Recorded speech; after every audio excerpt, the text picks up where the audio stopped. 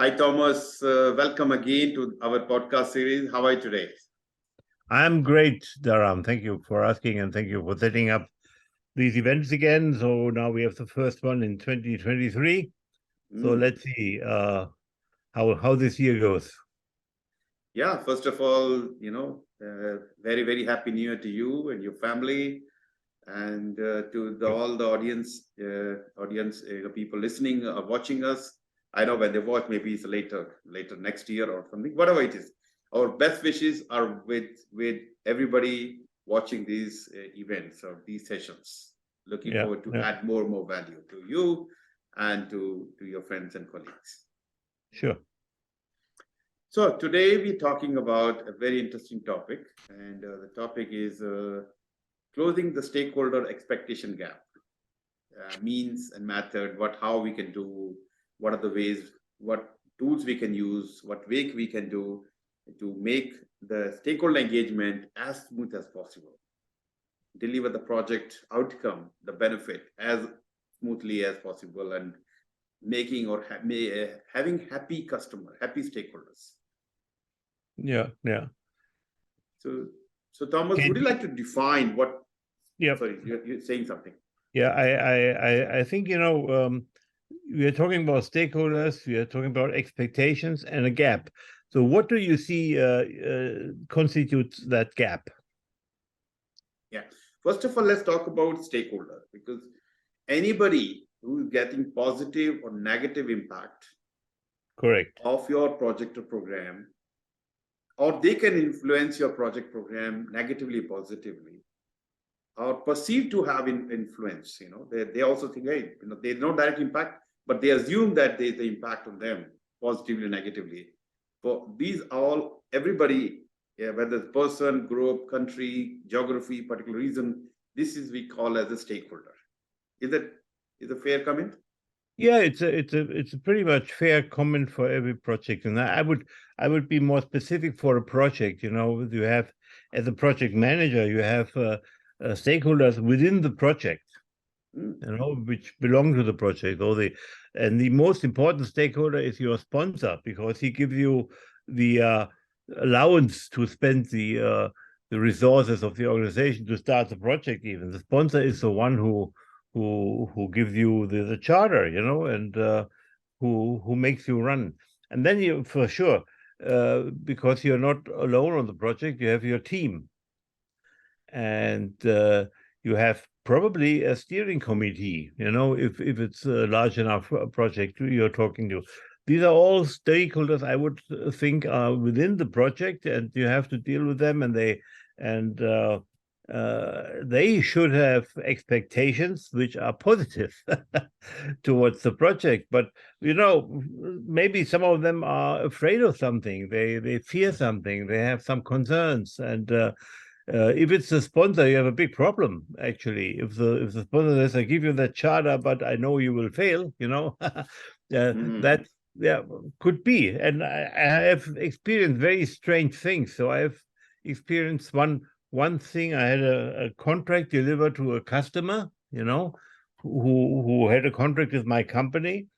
And then I went to my sponsor in my company, and he told me, Thomas, kill that project, because we want the customer to cancel the contract. This was another task. So I could not say I want to do the best for the project, because the project is no longer wanted by the guy who gives me the authorization to execute. Exactly. So okay, here is a gap.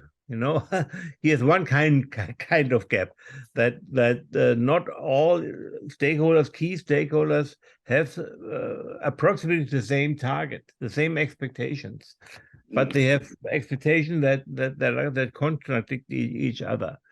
So if you look at these internal project stakeholders, so assuming they have a positive expectation and are somehow aligned what they want, and that's also not clear. If you look at the internal team, these are maybe team members, developers, testers, whatever you have, and the sponsor probably has a different expectation than these team members, Yeah. But still, these expectations can be aligned along the same target. and that would be okay, you know. So the team members would give the best what is in their knowledge and their expertise to the benefit of the sponsor's expectations. Yeah. But that's also important why the sponsor has to make a call to the team, you know, that we call it kickoff. When at the kickoff, the sponsor is expected, you know, to talk about the project and why the project is being targeted, what's important to him, and what he expects from the team and then from the project. And this is something which is a very important meeting and a very important information. So the kickoff is not only that the team and I agree on some standards or the process or deliverables or whatever. No, it's important that the team listens to the sponsor and the sponsor conveys his expectations and makes clear how the expectations of the team fit into that. And maybe, you know, there is a team member who says, okay, my expectations are that I will retire in 3 months. Still, I'm forced to be on that project. And then we have another gap, you know, and so maybe yeah, you also should be aware of that as a project manager and you should handle the situation. So you wouldn't want this person to be pushed into a conflict by asking him to deliver something in 6 months when he is retiring in 3 months, you know, and it also would be not beneficial to your project too. So these are some conflicts you can have before you even start thinking about a customer or doing something else, you know. And that's I read a nice book some years ago by Tom Peters. You know Tom Peters? He's a famous business author, and so he had a book which is a little book, you know, which is called the Project 50. And I can recommend it because when he was a consultant, a project manager at McKinsey, he had some experiences. So, and the Project 50 are 50 tips for project managers what to observe in a project. And the half of them, 25 of them, are tips before the project even starts. Yeah. And these are tips how to build the stakeholder community around the project before it even starts. So to build your network, to know the people who will have an influence, to know the expectations of the people, and to do all this groundwork. Because if you get a charter and the sponsor tells you start tomorrow with your project and you have your team and just do it, you don't have really the time to talk to everybody and to build a trust and a team and everything. So it's not a bad idea if you can either start with a team that's already there because they did a project with you in the previous project, or that you have some time upfront to build the team and to understand what the stakeholders want, you know. And this is also true, by the way, for the customer stakeholder part, you know, and the customer consists also of different stakeholder types. So there is first on the customer that is the contract owner, and he looks at the negotiations, is maybe interested in the price, you know, and then they sign the contract and that's it. And then they assign somebody, a customer project manager maybe, or somebody who is in charge of looking after that contract on their side every week, you know? And this person, and I call it a customer project manager, is also one of the very important stakeholder of you. And you as a contractor project manager and the customer project manager, they have to work together and build a kind of Siamese twins, let me say, because they have, in the end, they have the same expectations and targets because they want to, well, the expectations are, I want to survive this project. Yeah. So I want to make it successful, whatever it means. And so it's important that you have a good connection, you have a trust. And you know, I also saw this work out very in one case, you know, the customer project manager asked the contractor project manager to write him an escalation email so that he didn't fulfill this and that contract provisions. So he begged him to do that because he needs something to put a pressure on his own management. Yeah, and Yeah. if I, as a contractor, write a bad email, he can use it as a look. They are right, and what should we do? We have to act. We have to put some more resources in there. So yeah, Exactly. though that's also something, that you only can do that if you have a trust, and if both sides can be sure that it's not well Yeah. made public or whatever. It's not a real uh, well, it's a typical way to go on, that if you have trust, that you do things together, that may not made public, maybe, because sometimes you have Exactly. to tackle the process. And then you have on the customer side the recipients of the product you are creating as a contractor, a software, a new data center, whatever, and the customer users, and I call them, I like to call them recipients, because they get a product, or at best they get an outcome, a capability, and they can do something, create more revenue with it or whatever. And but first, you have to make sure that the product they get is of good quality, and that they can use it. And only then, if after they use it, they will create some benefits from them, and some value. So and then there is other, stakeholders around that. You have also stakeholders external to the project, but internal to your company. And so the other division heads, not your sponsor, but the other division heads, Yeah. who are not Yeah. really involved in the project, but they are watching you, Oh, because they yeah. are watching all projects. They have a dashboard, and they see the reports from the PMO. And then there are what I call, also very important people are the resource owners. So these department leads, where they have the specialists, the resources you need on your projects, and in the end, it's you negotiating with them which good resource from them can you get for which time. And then, maybe they promise and they commit, and you get it, but maybe in between you say, okay, I have to withdraw this person, or there's a more important project, or whatever. Things Yeah. happen, and they are the owners of the resources, meaning they are calling the shot where this resource will work next week, or if it will work at all. Maybe they allow him to go to vacation or get sick or whatever. But these resource owners are also important, and you have to see their expectations, and why would they give you their best resource? Yeah. What is in for them?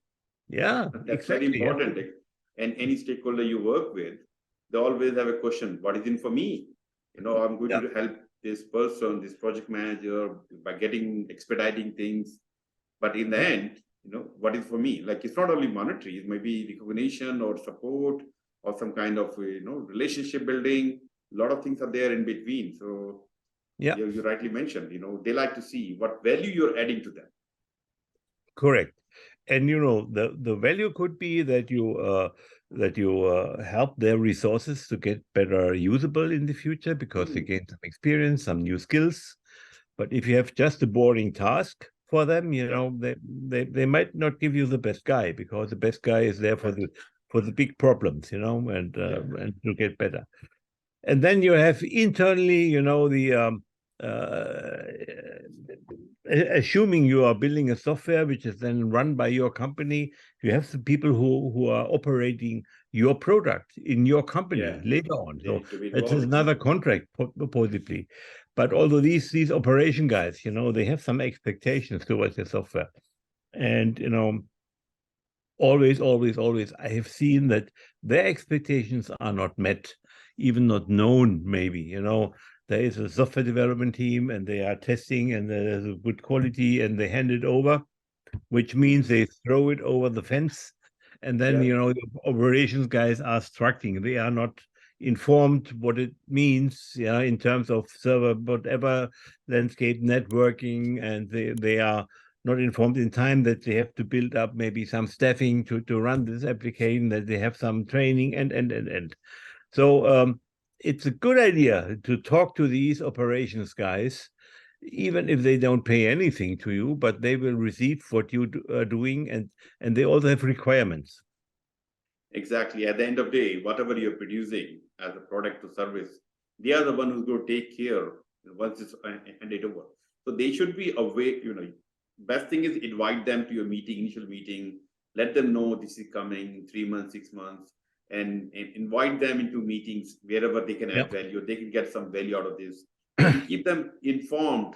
Hey, we have done this, we are delayed, we are faster, can you help us, or can you make more progress, make your team members ready for the with the training, the equipment, devices, whatever you need to help us. You please make sure you're ready there, and let us know if you need any extra funding. We should start talking to the right people to get you funding as well.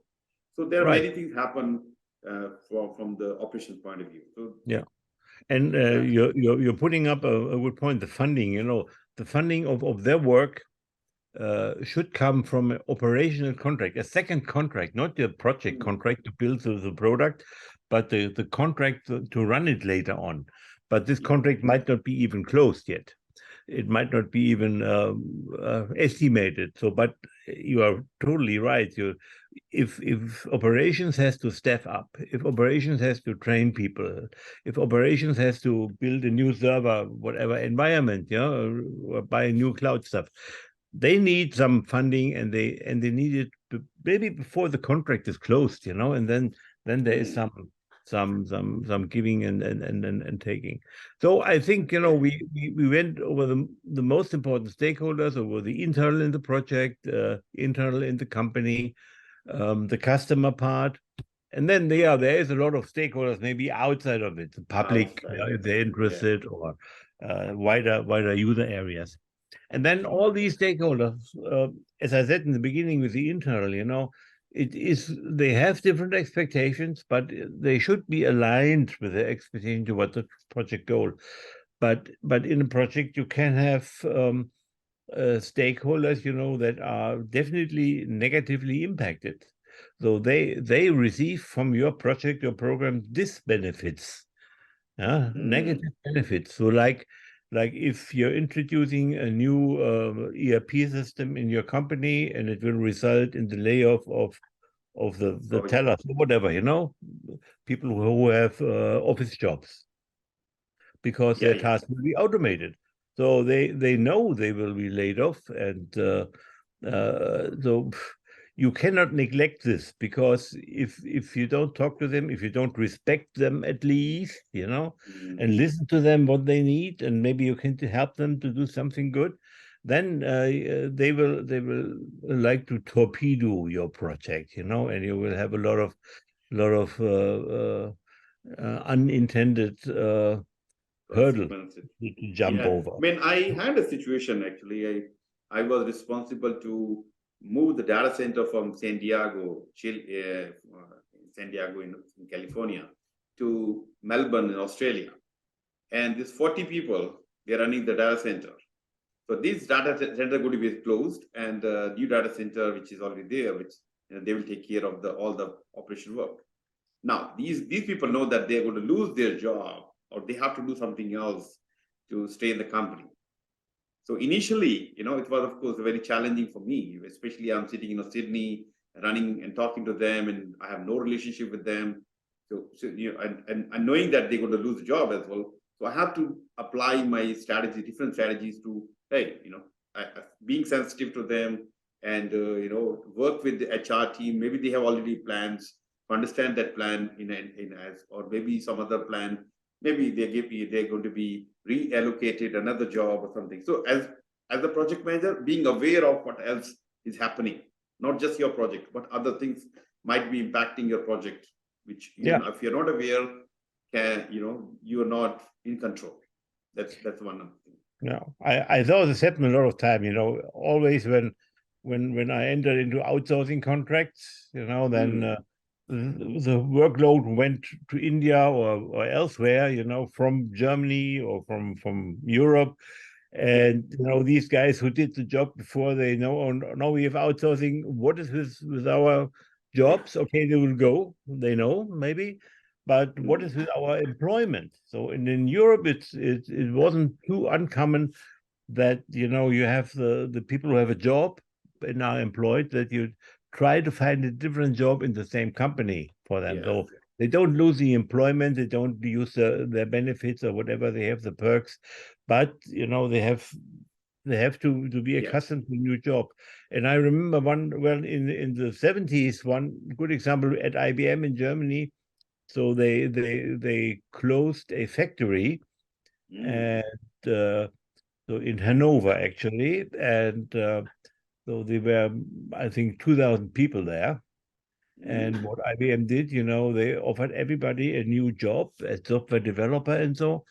And they hired full high-speed trains from Hanover to headquarters of IBM in Stuttgart area. So it was a train ride of 3 or 4 hours. And these trains were equipped as classrooms. So while they traveled, to Stuttgart to attend classes and everything, they also were in the train and they attended classes in the train. So this was a huge effort, but it was very well, for the reputation of IBM with the unions and everybody, and also IBM said anyhow, you start with IBM doing something, and after 2 years you doing something different. So you have to learn anyhow all the time, and that's what they did, and it was hard to be a factory worker assembling a computer, let's say, and then to be trained to be a software developer. But you get paid for it, and you have a safe employment, and then you also have a benefit, So that's where we're talking about being aware what your company has planned. Let's say 2,000 people. You may or may not be knowing that, hey, IBM is doing this thing. If you're aware that you're comfortable, they're not left alone, or they will be looked after by the company. So, they're still in a better position. Anyway, correct. So I have a question, Thomas, if you allow me. How to manage customer expectation and thus increase the likelihood of customer satisfaction? Well, yes. You mentioned as one of the very important stakeholder. They may be the sponsor, they are the user. Well, when is a customer satisfied? It's at the end, when they see the final thing, and they are most satisfied when they saw there is an effort. It was hard work, but they like the product, and they like the outcome, and they can live with it, and they will look at the outcome at the end. But they have already some expectations up front. Yeah. Now, these expectations up front might not fit to what they get in the end. So be aware that it's your task to set expectations, to manage expectations.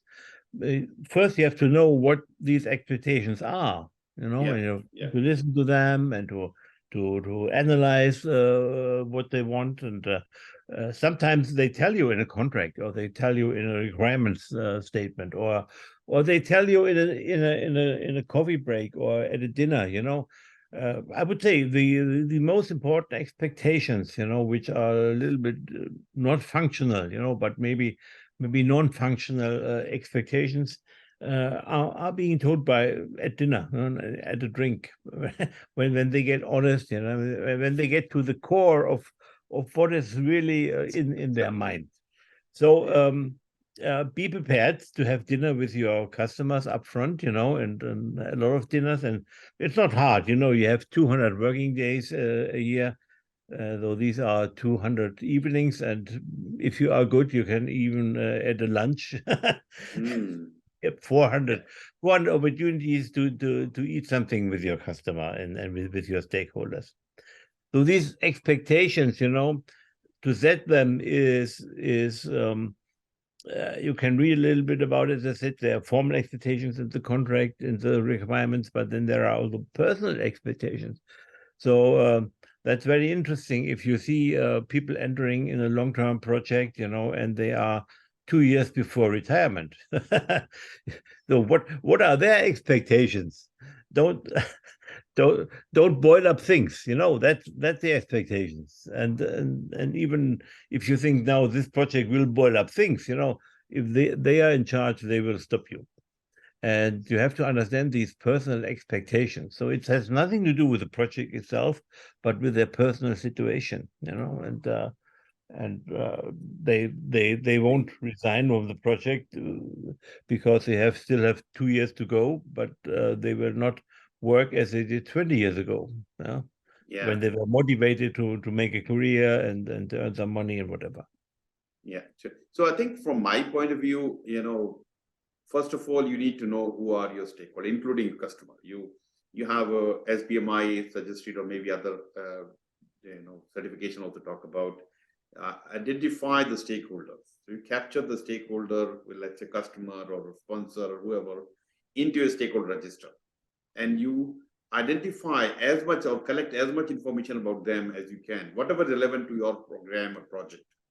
So and that's where you're going to talk about, hey, what are the requirements, where they're going to be involved during initial stage or later stage or testing stage, or what they're expecting from you in terms of communication, what communication they need, when they need, with what format, what is the technology we have to use for this purpose. So many things you have to collect as part of the stakeholder identification, and then you analyze them.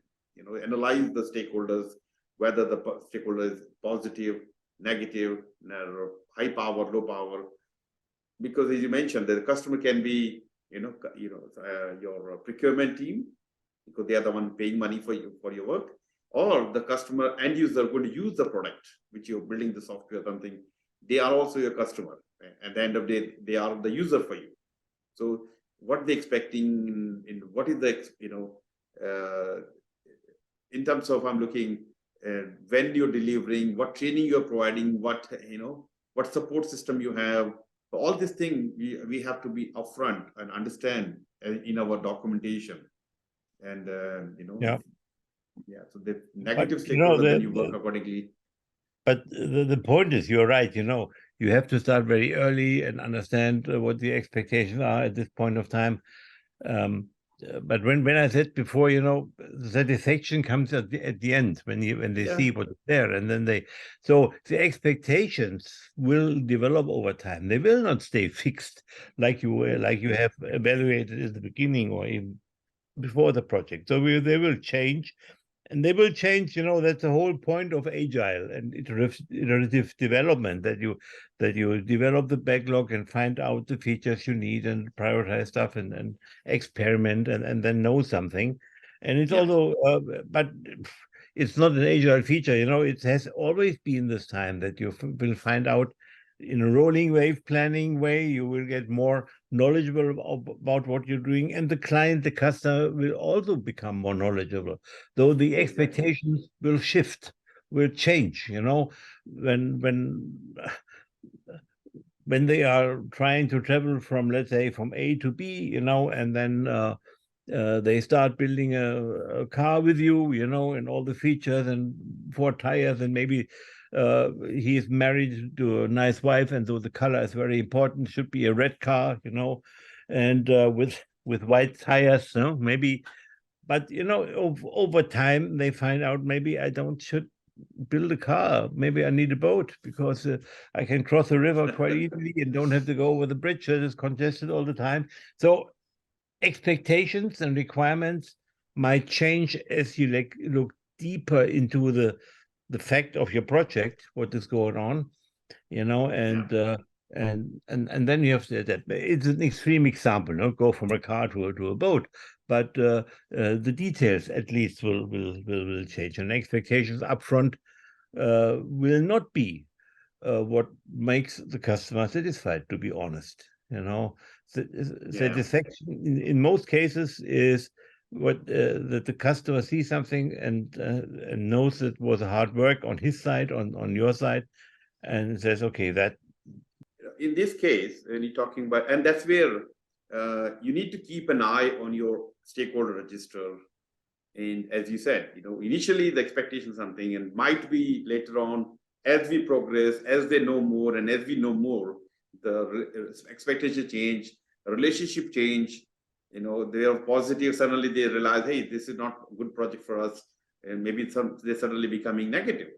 So you need to keep an eye on the behavior and the way they are acting or responding to your messages, and accordingly you update your registers as well. Hey, looks like things are changing. I need to do something else to bring them back to the to the same page. Yeah. And you track your relationship engagement. It's not just having a stakeholder register is enough. Okay, in that you may have a column saying my stakeholders are positive at the moment, the stakeholder is positive or neutral or negative. Then you have what you like to see this stakeholder as. Maybe the person is negative, at least you become neutral over the period of time. And you need to know when this period of time, you can't just say, hey, I want to see this negative stakeholder to positive. And okay, what time frame you're talking about? Okay, maybe 3 months or 2 months. What are you doing to make this happen? In that calling, the stakeholder register itself, we can say, right. Okay, you know what? To make this negative stakeholder to positive stakeholder, these are my approach, these are my strategies, and Correct. you track them as well. I think that's where you would add more value to the stakeholder.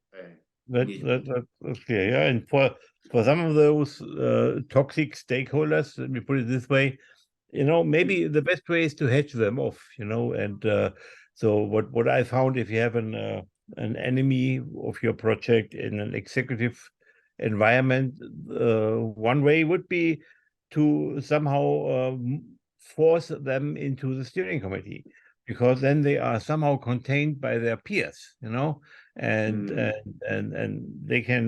they have also a place where they can vent their dissatisfaction or their disagreement, but then it's vented, and it's public, and it can be dealt with.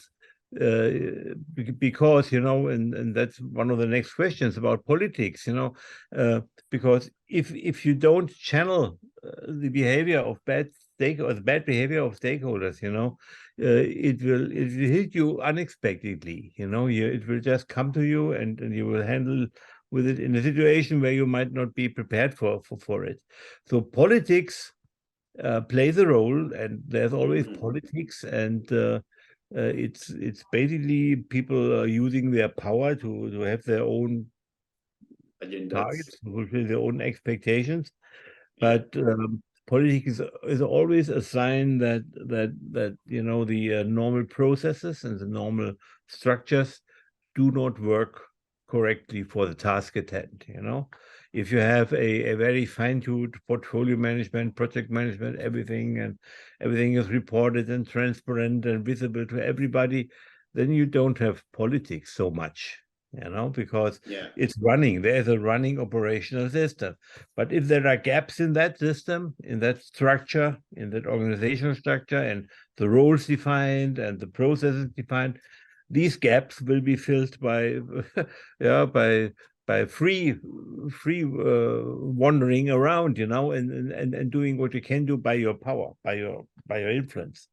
And this also creates, by the way, if you have a lot of politics, it also creates the danger of bullying, of corruption, of gossip, which is all not good, because as a project manager, you are not in control of that, and it can even damage your project, especially if you see some corruption going on, in the environment of your project. You must be very careful that it doesn't get into your project.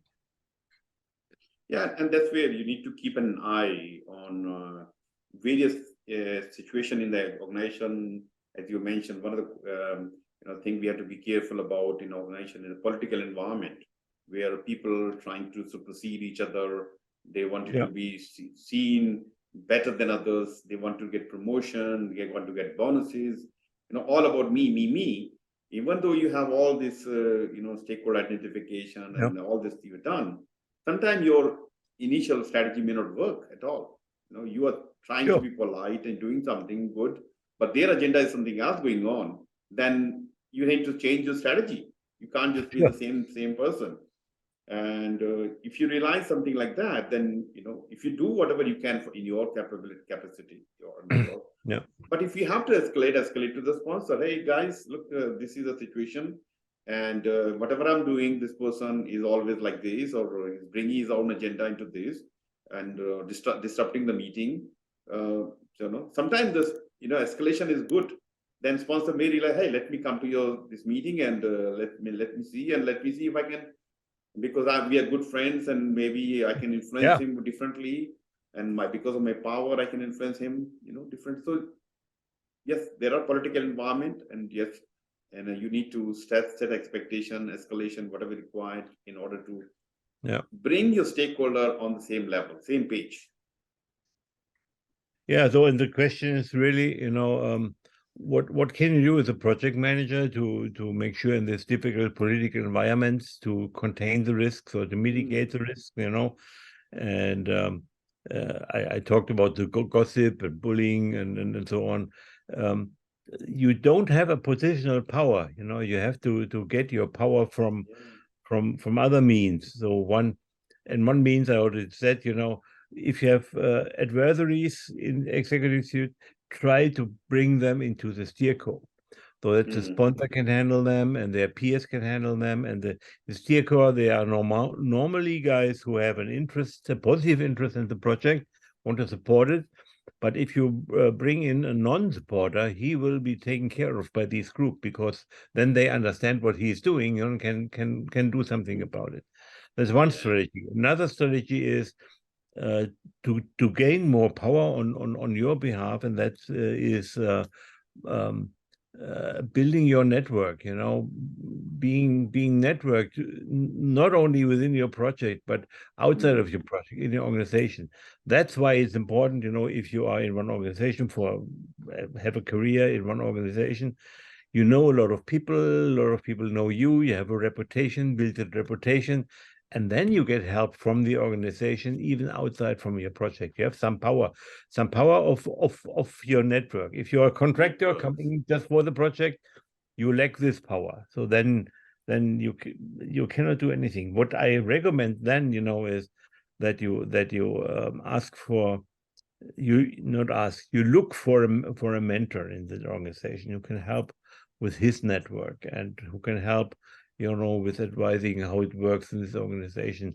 And you will have a little bit the shadow from his power, if you have an internal mentor. It's not somebody who works on your project and is on your payroll, but it's somebody who's willing to support you, and maybe, he's interested because he wants to see what you're doing, learn from you, or maybe he is just curious what that project, a secret project in the company, you are in charge. What is it about? Maybe he's interested in that.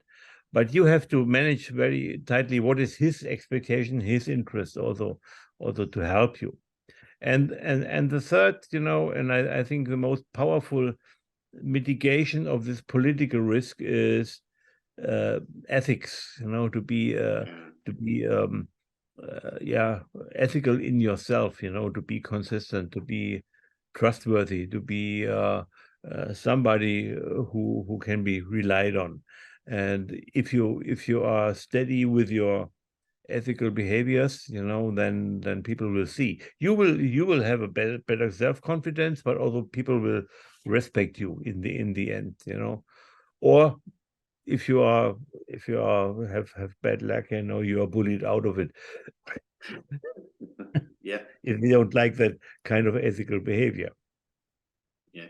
And other thing is, when we are engaging with stakeholders, if we just interact them in the office environment where we are talking about deadlines and milestones and this and that, you don't build those relationships. Sometimes outside of the office environment can be better when you are open and the other person is open, maybe drinking, as you mentioned, drinking during drinking time, people are not the same person as they were in the office. They open up and they that's where you talk, and then the relationship is building, each other, and when you go in the office, the relationship stays. Then what you have spent half an hour, 1 hour together having drink stays, and now the things are much easier. Because you're not the same person as you were, initially having conflict or something. But now we are friends. That's what, sometimes out of office, team building activities, can be useful in some situations. Well, yeah, I learned one principle with IBM, and the principle, a lot of principles, but one of them is the customer is never your friend. Maybe you trust each other and you build a great relationship, but don't get drawn into that feeling that you owe him friendship or whatever. You owe him respect, you owe him being a trustful partner, a partnership and support and everything, yeah, but not real friendship, and it's dangerous. I've seen project managers who went into this trap, and they had a lot of trouble because of that. Because in the end, you have to recognize, we always say the customer is the most important person in the room. That's not the case. You owe your first loyalty to your company, and and the company is represented by your sponsor. So that's it. So you have to have you have always a conflict of interest, and though because the interest of the company might be different from that of the customer, and maybe a bit, but you're working for your company. They pay you, and that's your primary obligation, and duty for them. Be very clear about that. And I'm talking from experience. I've worked very long for several customers, and there's a pull, into becoming very personal and very, very friendship oriented. But then you might know a lot of good expectations from them and might be able to influence them, but it's not really friendship, because friendship means if you accept that you are influenced by them a lot more. Exactly. Yeah, that's where you have to be careful about what to say, what not to say, because you don't want to leak some of the secret info, not secret, but information which is meant only for a company to them.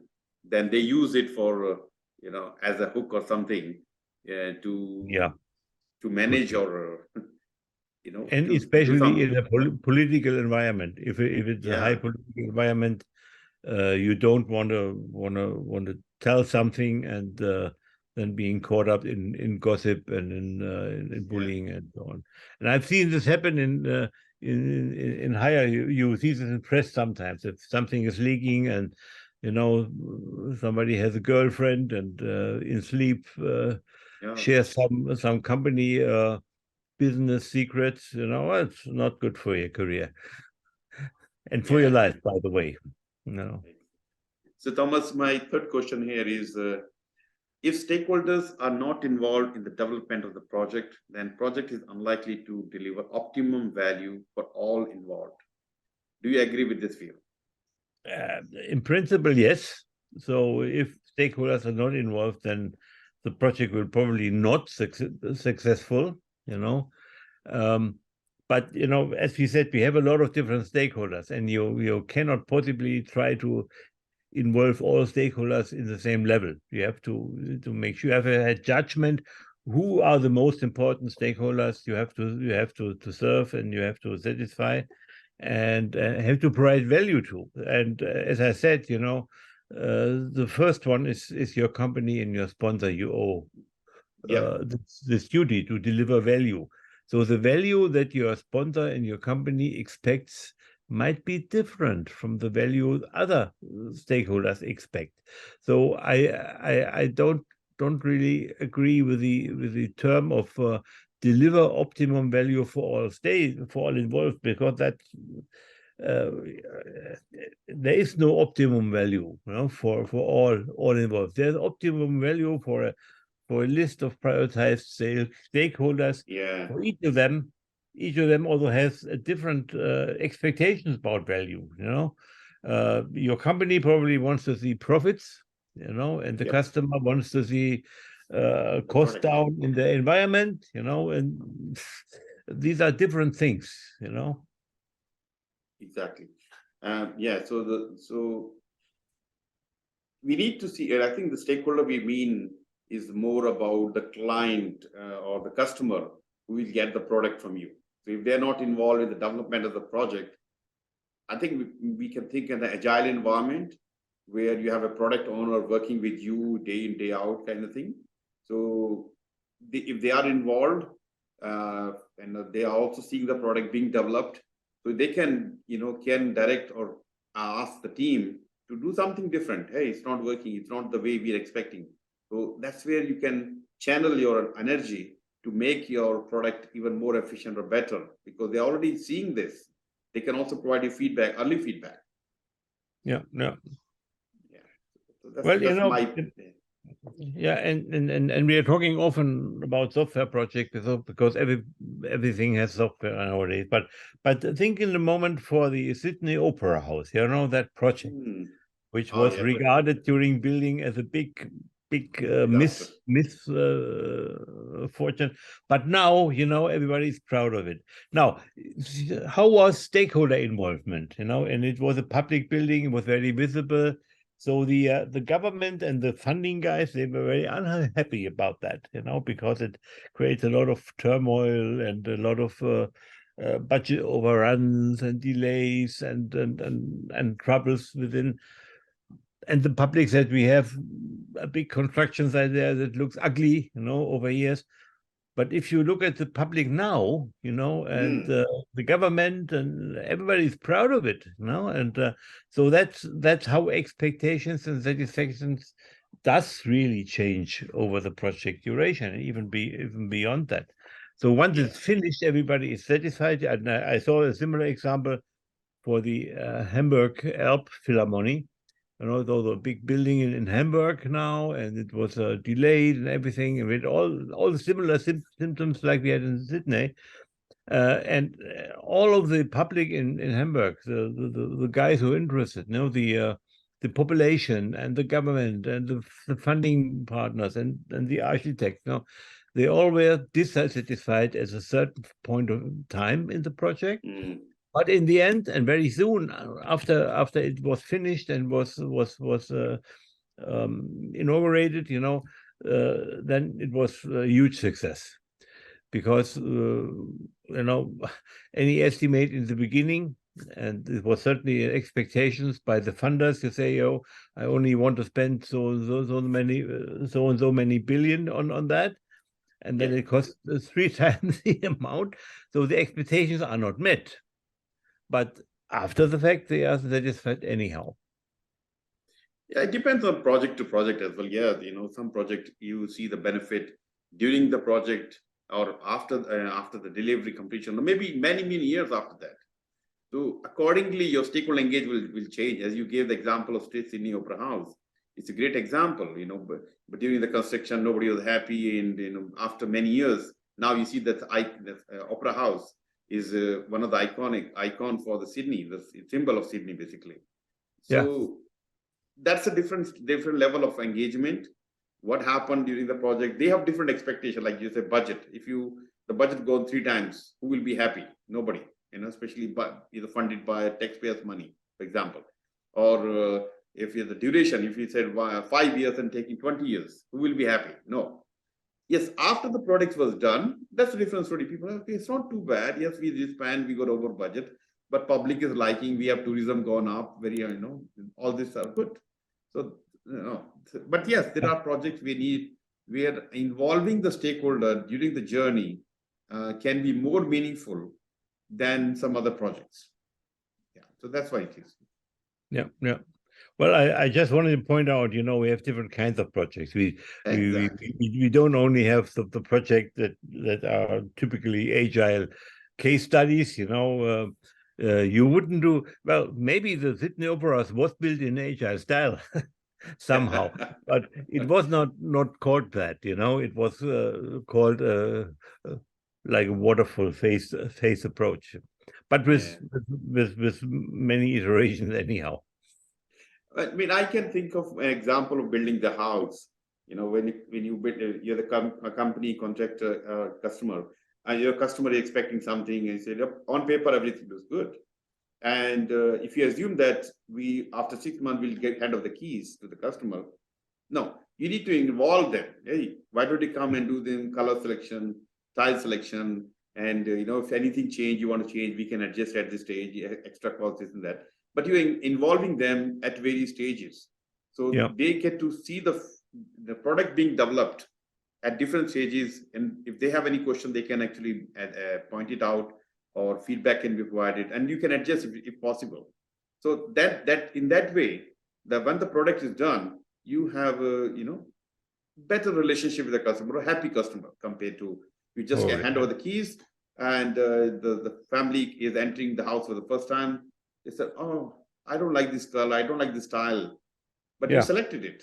You can always say, "Hey, you selected it, isn't it?" Yeah, I did select it, but now it's not looking good. It's too late, and they have to accept it, but they're not satisfied with the so the customer is a stakeholder, is not satisfied in that case. Right. So when you involve them during the project, you show them the plans, you show them maybe the color first, and then you say, no, I don't like this, I want to change it. And then what happens? You get a change request, and you might not be happy with the change request, but your company is very happy with change requests, because change requests are very profitable.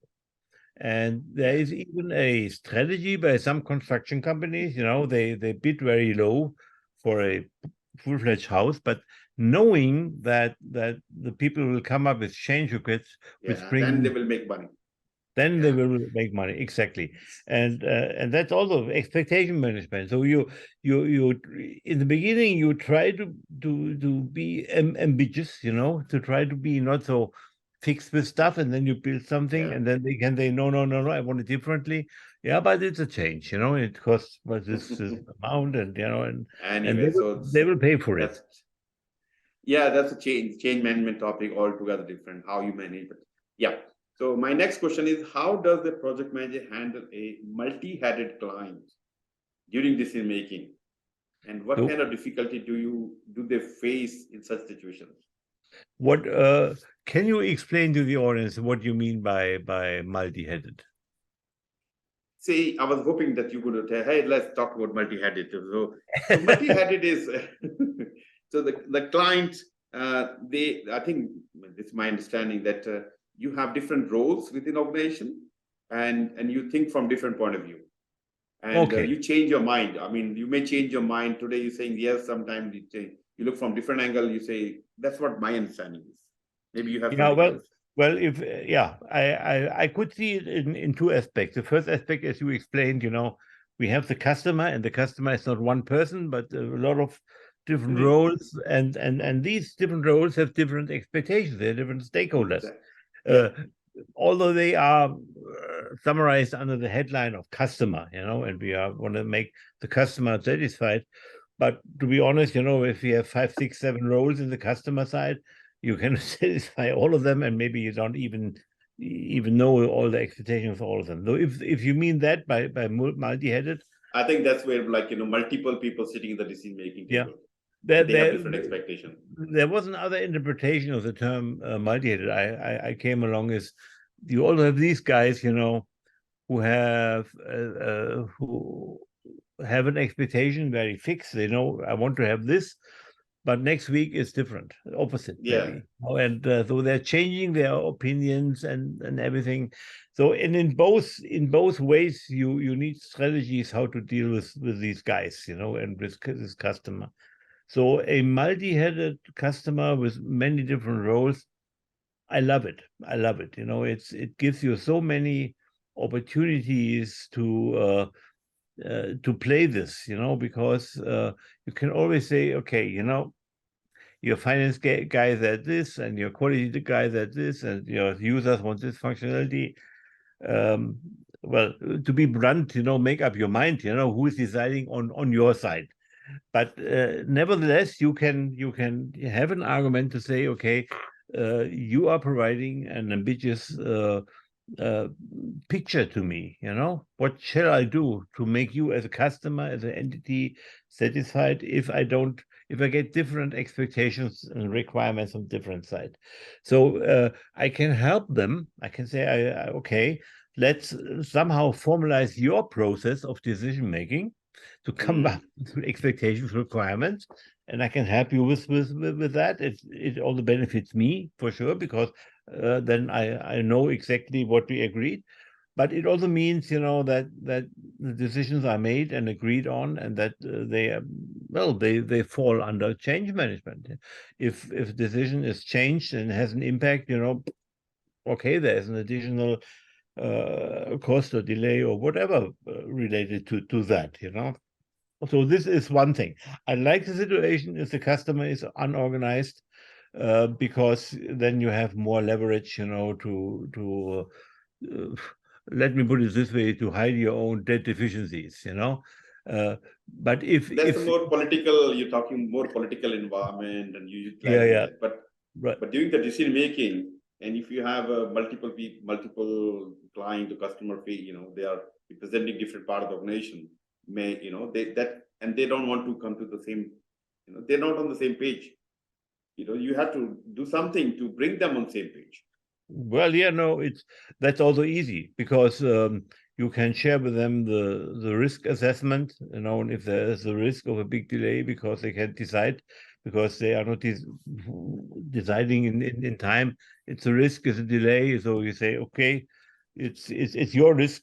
You only can solve it, and You're going and this to show works. them the consequence of this. If you Yes. don't take the decision, if we have this delay, so identify them as a risk, and if this Yep. and then this, and how to mitigate Exactly. this. And We need I to come found, to. you can tell them, you can convey the problem to them in a status meeting and a steering committee. That is not good enough. What's really Yeah. required, what I've seen, is formalize it in a risk register and highlight this risk of they not making this decision. And then you just increase week by week the impact of that risk. And That at can some be a point of change time, request. yeah. Uh, how did our CEO at IBM call it? Uh, Increase the level of urgency. That's to do that, and that's what you do. And so basically, you're saying you're being upfront and let them know what is happening, what you're expecting, and this is what we are trying to take out of this meeting. Bring yeah, them, highlight the urgencies, or yeah, if we don't make a decision, what is the impact? The cost yeah, impact, time impact, quality impact, or anything else. yeah. So, and And then try to what bring them on the same yeah, page. and what I've seen in contract language in terms and conditions is that there are um, days for making a decision, Yeah. and you breach the contract clause if you take longer than these few days to make a decision. So, Yeah. and they signed the contract and it's in there, and that's the other thing, you have to list down your contract claims, because you won't cancel the contract because of the breach of one or two or three minor clauses, Or you but highlight them. you highlight them, you list them down, and it's something you need for the final negotiations. Yeah. Yeah. All right. Does today's project manager go to work to help the company achieve every bullet point of its mission statement? No, not at all. So to be No. honest, when I'm a project manager, I don't care about my company's mission. Exactly. I care about maybe their values, and their culture, because that's how we work and how we are embedded. But the mission and the strategy is how to break top down what the company is doing, how it's distributing the resources. And my project, has maybe a target within that strategy, but it's not that I look at every point of the mission. It has a very specific target. It might be even against the mission. So if imagine I have an internal project to develop means to create a agile transformation. The mission today doesn't talk about agile transformation or something, but and I'm very honest here if I say that, if you are within your company, discuss with your peers or with your managers and everything. And so I would avoid discussing how much I do adhere to the mission statements.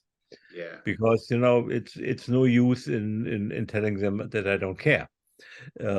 because of my project, but that's how I behave and that I act. And if I would tell them that I don't care, maybe I get some other reaction on that I don't need, that isn't helpful for my project and myself. But that's the point, Don't brag about it, but be sure of what you're following. You have enough. You have enough constraints and enough dependencies. You don't need any more than are necessary.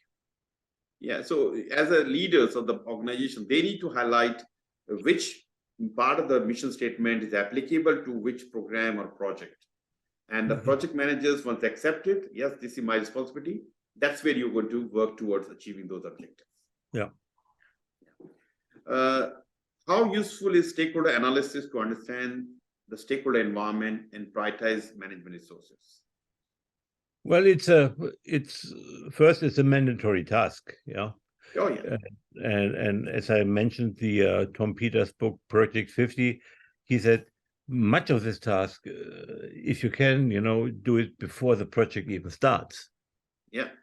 Analyze who will be on that project, analyze, and if you are able to select your team, that's part of it. You are looking at the skills, at the CVs, and availability, and you say, I want this guy and I don't want this guy, and it's a stakeholder analysis already. What you're doing, kind of, And the same is with your customer.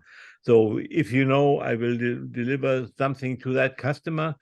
And in IBM, we had very long proposal stages, and there was a different team who doing the proposal and win the deal, And then I came in as a project manager, took it over, and I was always involved 3 or 4 months in the proposal stage, not as an acting guy, but analyzing what's going on, who are the key players on customer side, on contractor side, whatever. And I was very much aware of that. That was lucky and that was good. And so I could build a relationship without having to make tough decisions. This was a negotiator, a proposal team lead, doing that. Mm-hmm. So yes, it's a mandatory task, and start early. And it's even part of the PMI code of ethics, because you have to inform yourself about the environment your project is executing. And this includes the stakeholders, and I wouldn't say you maybe breach the code of ethics, but if you are neglectant to stakeholders and don't analyze them, but just want to push through with a technical task, let's say, you are probably breaching the code of ethics, which you signed as a PMP or as a member of PMI. So maybe, if you do it on purpose and you say, I don't care about stakeholders, I just want to create this car or whatever. And, the second thing is, yes, you should start as early as possible, even before the project and then in the beginning of the project. And then it is an ongoing task. It's not because stakeholders change, new stakeholders come in, others go out, stakeholders change their careers, whatever. So there is a lot of change going on. In the larger the project or program, the more stakeholders you have, and then you have to analyze what's going on there. Yeah. All right. What kind of role does communication play in negating the project complexities, limitations during the stakeholder engagement? Communication. Yeah. So first, we have stakeholder engagement, and we have communications. These are two terms that are not the same, But communications at the core in the project environment includes the more formal communication, the reporting and the dashboarding and the performance stuff and the KPIs.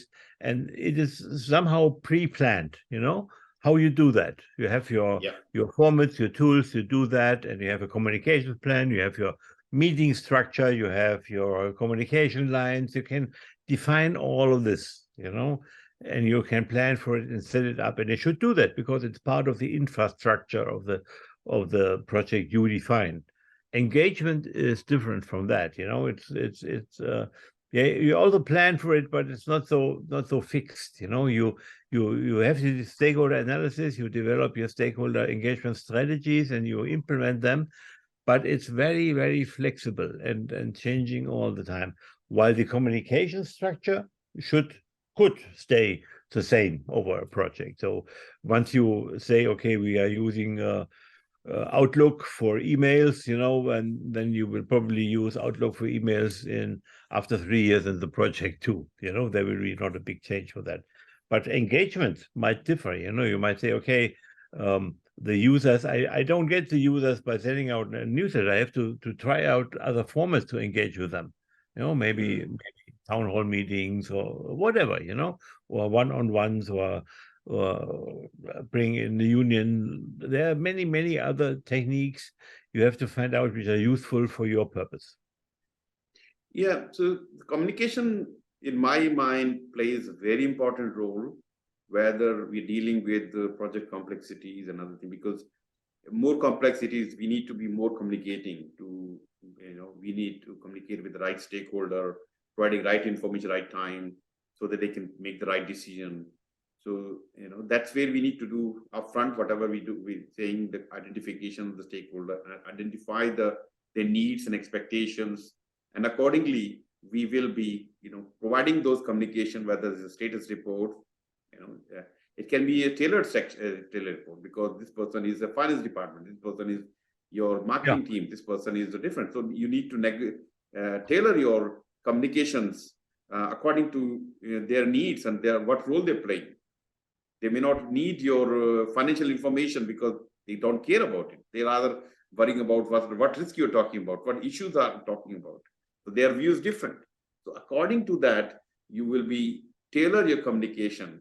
And once you tailor the communication, your chances of engaging or building relationship with stakeholders will be much higher compared to, I don't care, just send the same report to everyone. Do I really need this information? You're bombarding so many emails, you're sending me so much data. Doesn't mean anything.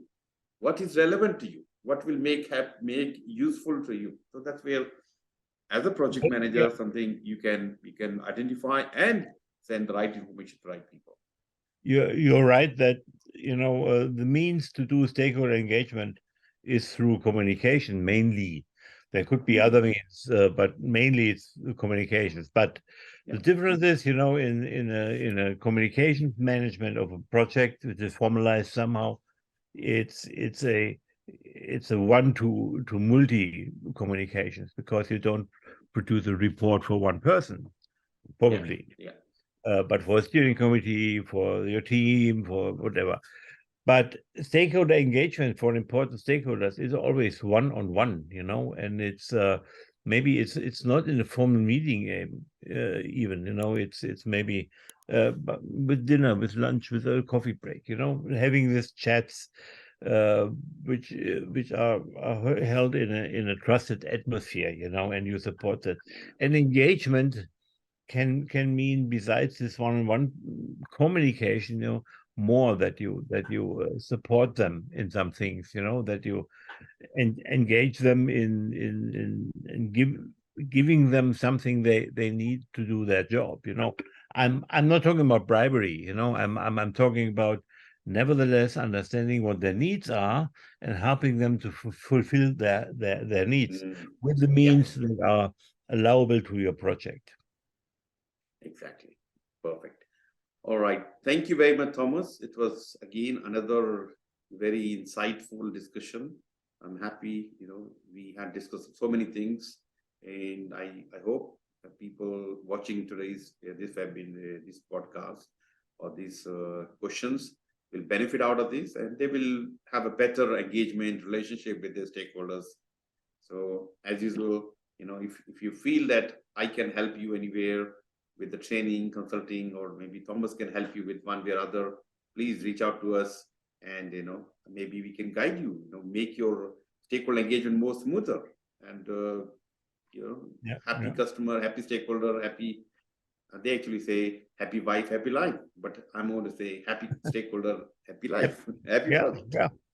Well, leadership and stakeholder engagement and stakeholder happiness are interconnected, because if all your stakeholders at the end are satisfied and you meet their and set their expectations, they follow you, and you are their leader.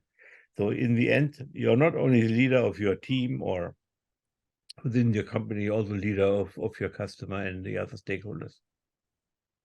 Perfect. Thank you very much. And Thomas, I will see you again very soon. You take care, and guys, take care and enjoy the rest of the year. Thanks, Dharam. Yeah. Bye now. Bye-bye.